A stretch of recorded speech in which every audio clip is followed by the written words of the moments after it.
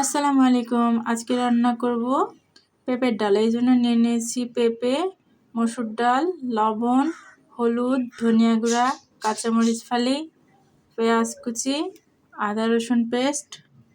এবার সবগুলো হাতের সাহায্যে ভালো করে চটকিয়ে চটকিয়ে মেখে নেব। এবার হাত ধুয়ে কিছুটা পানি দিব, আরও কিছুটা পানি দিয়ে ঢেকে 10 মিনিট রান্না করব। রান্না করলে পেঁপে এবং ডালগুলো ভালোভাবে সিদ্ধ হয়ে গেলে এবার অন্য একটা কড়াইতে নিয়ে নেব সয়াবিন তেল।